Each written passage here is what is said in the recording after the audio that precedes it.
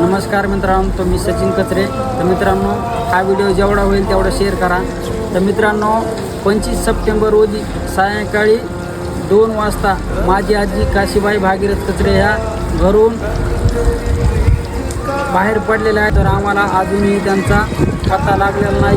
तर मित्रांनो, जर कोणाला आढळून आल्या तर त्यांनी आम्हाला संपर्क साधावा. संपर्क आहे 82 62 97 43 67. धन्यवाद.